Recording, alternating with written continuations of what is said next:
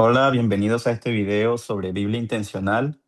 Mi nombre es Ernis Vergara y soy representante de Candafor Colombia. Voy a estar compartiendo con ustedes este contenido sobre el método de estudio bíblico inductivo. La palabra de Dios nos enseña en 2 de Timoteo, capítulo 3, versículo 16, nos dice que toda la escritura es inspirada por Dios y útil para enseñar, reprender, para corregir y para instruir en justicia. Me gusta mucho este texto porque habla acerca de dos cosas acerca de las escrituras. Lo primero que dice es que es inspirada por Dios. Aunque para muchas personas la Biblia es solamente un libro, para nosotros los cristianos y los creyentes en Dios, entendemos que ese libro contiene una inspiración divina, es decir, que es la palabra de Dios dada a su pueblo. Y que esta palabra de Dios tiene una utilidad, tiene un propósito, un objetivo, y es enseñar, reprender, corregir e instruir. En ese sentido, el método de estudio bíblico nos enseña o nos ayuda a guiarnos para que por nosotros mismos podamos descubrir lo que la palabra de Dios nos está enseñando o nos quiere enseñar. Es decir, nos ayuda a estudiarla de manera práctica. El método de estudio inductivo consta de tres fases: una observación, una interpretación y una aplicación. Y en Candafor nosotros le añadimos una fase extra que llamamos recapitulación, que vamos a verla más adelante. Muy bien, el método de estudio inductivo no es algo nuevo. A finales del siglo XIX y principios del siglo XX, se hizo muy popular dada su intención en que podamos escudriñar la palabra de Dios a través de la misma palabra de Dios. Cuando nosotros hablamos de inducción, queremos decir o estamos haciendo referencia a partir de ideas particulares, sacar conclusiones generales. Por ejemplo, en la antigua Grecia, Aristóteles nos decía que el conocimiento se obtenía observando casos particulares y a partir de esos casos particulares extraer u obtener principios generales. Este pensamiento en la antigua Grecia y en parte de la época medieval se mantuvo en el tiempo. Sin embargo, fue más desarrollado por Francis Bacon, quien hace una crítica del método deductivo escolástico, que la época escolástica fue un tiempo en la Edad Media donde el conocimiento se impartía a través de un hablante.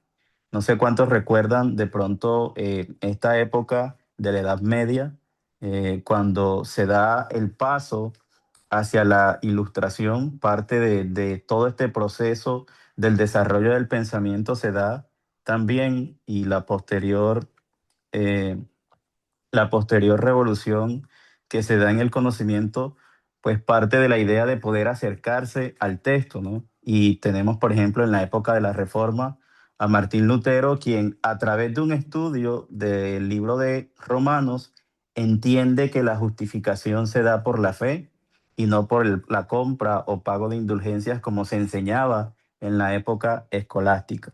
Entonces Francis Bacon desarrolla un poco más todas estas teorías del método inductivo, criticando el método deductivo y estableciendo unos principios como la observación, la recolección de datos, la experimentación y la formulación de leyes generales a partir de hechos concretos.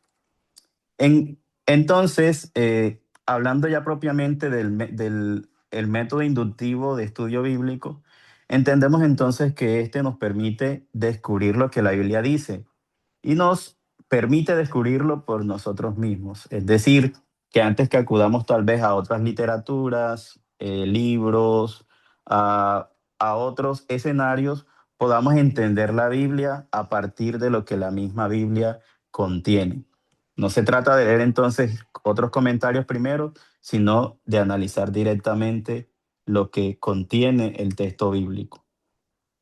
Entonces, estas cuatro etapas se encuentra en el método de estudio bíblico, encontramos primero una etapa de observación donde lo que queremos descubrir o la pregunta principal que queremos responder es ¿qué dice el texto?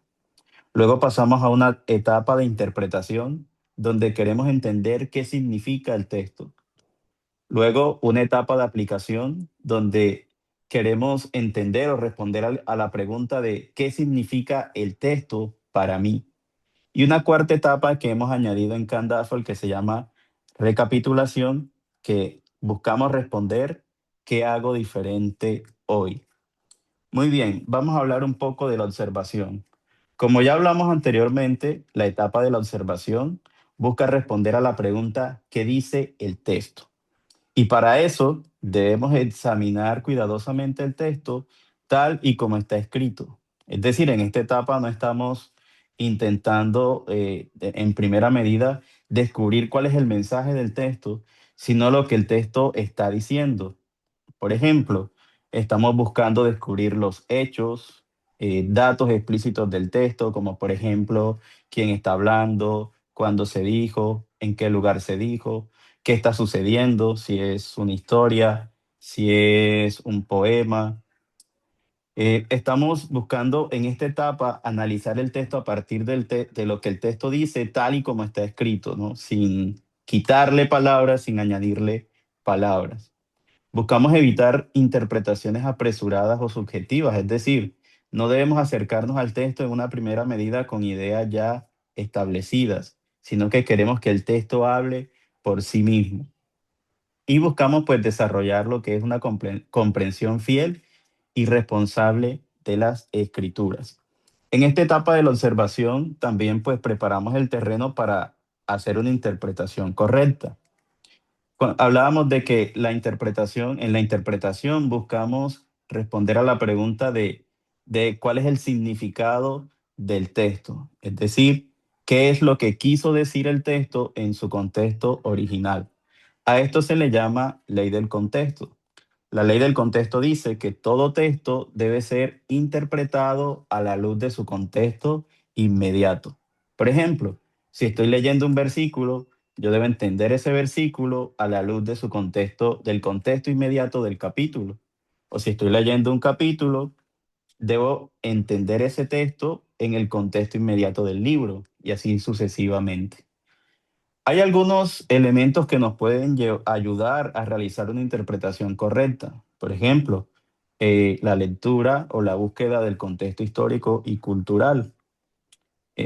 Podemos también interpretar la Biblia a partir de las diferentes traducciones que tenemos disponibles. Por ejemplo, si estoy leyendo en versión Reina Valera y tal vez no le encuentro bastante significado o no me acerco tanto a una interpretación correcta, puedo pues leer qué dice, por ejemplo, en Nueva Versión Internacional, qué dice en Nueva Traducción Viviente, y a partir de la lectura de esas diferentes versiones, pues puedo hacer una interpretación más cercana o más acertada. Y un punto importante también es que no debemos sacar versículos de contexto. Hay un dicho popular que dice que un versículo sin contexto es un pretexto. Entonces, si queremos fidelidad, si queremos más fidelidad a la hora de leer y estudiar la palabra de Dios, debemos acercarnos a ella, entender su significado a partir del texto original. Y hay dos preguntas importantes que debemos hacernos a la hora de hacer una interpretación correcta. La primera es, ¿qué enseñaba ese texto al público original? Sabemos que la Biblia fue escrita, aunque es la palabra de Dios, como ya lo vimos, fue escrita en un contexto particular, en una época particular. Entonces, debemos entender qué fue lo que se les quiso comunicar a ese público original, al público al cual inicialmente estuvo dirigida en su época y según sus costumbres. Y también pues buscamos responder a la pregunta de qué revela esa enseñanza, ese texto sobre Dios o sobre el hombre.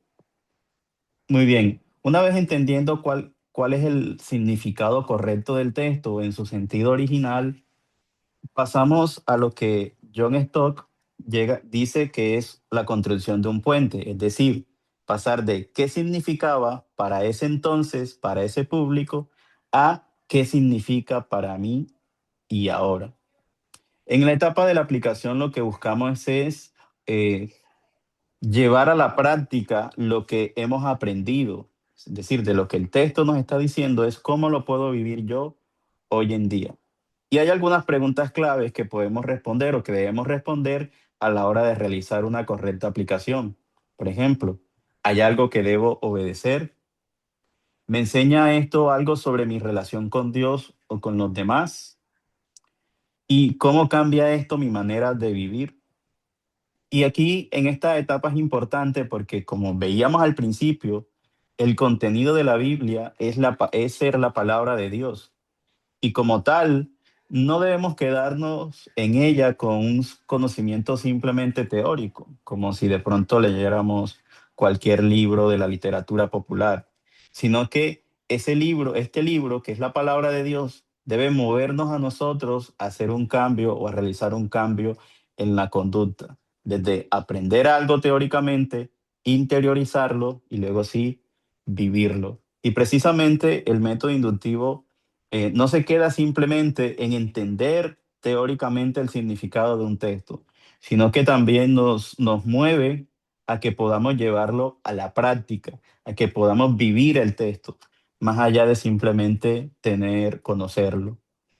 Y esta cuarta fase, que en Candafor llamamos recapitulación, luego de haber entendido el texto en su contexto original, luego de poder haberlo interiorizado y saber cómo debo aplicarlo en el día de hoy, la recapitulación nos mueve a poder nombrar una acción concreta que vamos a empezar a realizar desde el momento en que entendimos de qué manera voy a aplicar el texto que acabo de entender. Esta aplicación particular y concreta describe actos que voy a ejecutar en la semana, tal vez hábitos que voy a empezar a cambiar, situaciones que voy a empezar a vivir. Por ejemplo, si el texto nos está hablando de la compasión por los pobres, entonces en este tiempo o en este momento en que Dios me está mandando a que debo tener más compasión hacia los pobres, por ejemplo, un buen ejercicio durante la semana o durante el mes es los días tal, voy a ir a un lugar tal vez pobre y voy a llevar comida, no sé, o voy a llevar ropa para darle a esa población vulnerable. Pero la recapitulación más allá de eso también es poder en el transcurso del tiempo mirar hacia atrás y ver si de verdad estoy viviendo lo que ya la palabra de Dios me enseñó. Por ejemplo, si estipulé que esta semana iba a viajar a una población vulnerable a llevar alimento, luego de transcurrir esa semana, mirar hacia atrás y ver si cumplí con llevar esos alimentos porque aprendí de la palabra de Dios que debo tener compasión por los pobres. Ahora bien, en el contexto del campamento, compartimos la vida con muchas personas, algunos por 48, algunos por 72 horas, y esa vivencia o esa comunidad temporal nos ayuda y hace que los aprendizajes se vuelvan más visibles, acompañables y reales. ¿Qué quiere decir esto? Que también puedo tener personas que si juntos estamos aprendiendo algo, poder compartirlos con con esas personas y esas otras personas también, de cierta manera, retroalimentarme en lo que decidimos cambiar o empezar a hacer diferente. Muy bien, entonces ya hemos visto qué es el estudio bíblico inductivo. Hemos visto que consta de cuatro fases: observación, interpretación, aplicación, y en Candazo le agregamos una cuarta fase que es la recapitulación.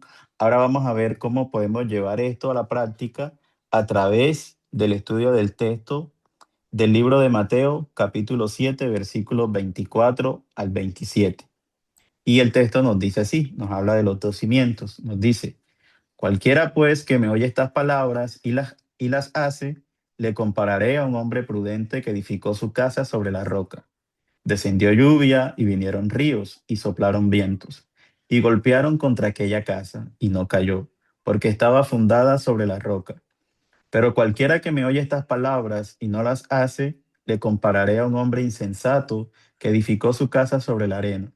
Y descendió lluvia, y vinieron ríos, y soplaron vientos, y dieron con ímpetu contra aquella casa, y cayó, y fue grande su ruina. Muy bien. Entonces, aplicando las cuatro fases del método inductivo, en la primera fase vamos a responder a la pregunta de qué dice textualmente el texto. Y el texto nos está hablando acerca de dos hombres. Lo dice allí textualmente. Hay un hombre prudente y hay un hombre insensato. Nos dice también de que ambos construyeron su casa, construyeron una casa. Sin embargo, uno construyó la casa sobre la roca.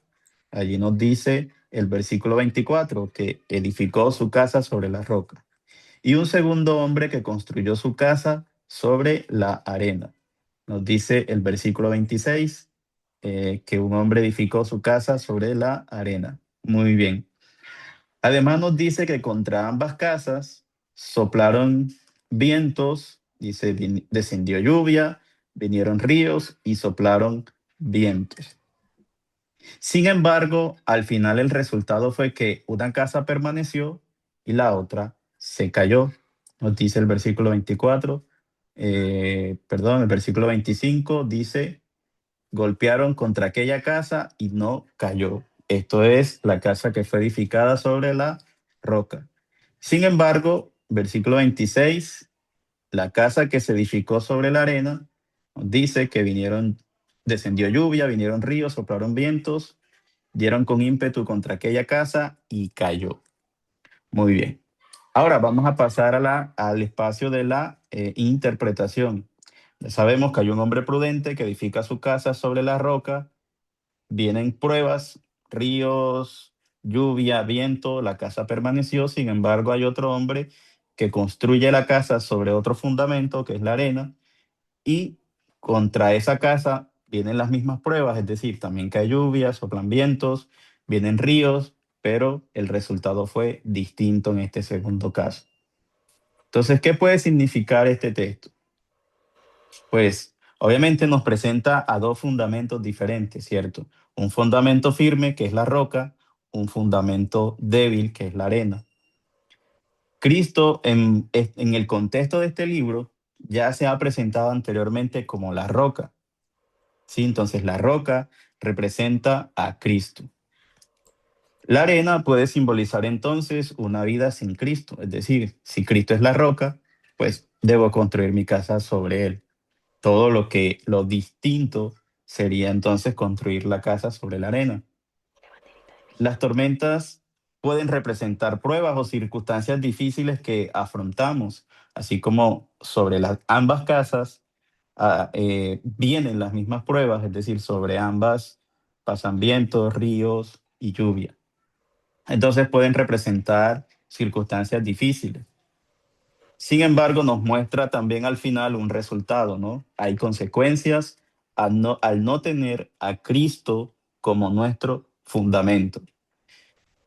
Me gusta este texto porque no nos está diciendo de que si fundamentamos nuestra vida sobre la roca que es Cristo, el texto no nos está diciendo que no vamos a afrontar pruebas.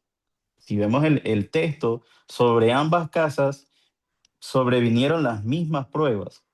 Sin embargo, una por tener un fundamento sólido, es decir, Cristo, digamos, sobrevivió o se pudo mantener en pie a pesar de las pruebas o de las circunstancias difíciles. Muy bien. Entonces, yendo al paso de la aplicación, ya sabemos que hay un mensaje, ¿no? Y el mensaje es que debemos fundamentar nuestra vida sobre Cristo, que es la roca, y que nos está diciendo que no quiere decir esto que no vamos a enfrentar pruebas, sino que las vamos a enfrentar o van a sobrevenir, pero nos vamos a mantener firmes. Entonces, ¿qué áreas de nuestra vida o debemos identificar áreas concretas o particulares de nuestra vida donde no estamos teniendo a Jesús como el fundamento?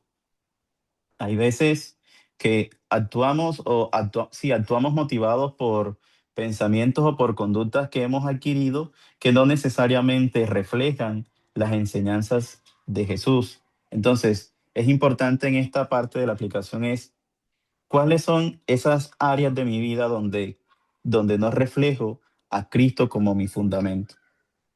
También podemos tomar tiempo en esta parte para orar y pedirle a Dios por un corazón dispuesto a obedecer y a cambiar esas conductas o esos hábitos que no representan el mensaje de Cristo.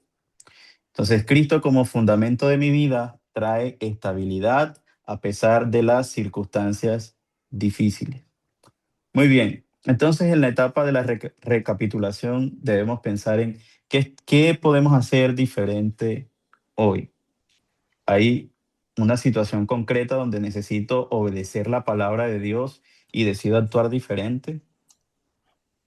O hay una actitud, hábito o decisión que no está alineada con las enseñanzas de Jesús. Entonces, en nuestras vidas es importante en este espacio de la recapitulación revisar son esas situaciones particulares que, que no hacen parte de una vida fundamentada en Jesús, que es la roca. Entonces, de esta manera podemos nosotros utilizar el método inductivo para estudiar la Biblia. Y como hemos hablado, no es solamente un estudio teórico de la Biblia, es un estudio serio que nos mueve a extraer desde el mismo texto la enseñanza, lo que significó originalmente para las personas que fue escrita en su contexto, pero también cómo se aplica eso a mi vida actual y cómo puedo seguir mejorando en función de eso que he aprendido. Es decir, de mirar atrás y revisar si verdaderamente estoy entendiendo, aprendiendo o caminando en relación a lo que la palabra de Dios me enseña. Entonces es un método que se puede decir es vivo porque nos mueve cada día a cambiar algo o a adaptar algo o también a traer y empezar a hacer cosas que tal vez estaba dejando de hacer. Muy bien. Entonces, al final también de este video, en la descripción también van a tener materiales que pueden leer para profundizar en cada una de estas etapas. Y también, pues, hay una actividad que van a desarrollar y que va a ser evaluada para retroalimentar con respecto a la aplicación del método de estudio bíblico.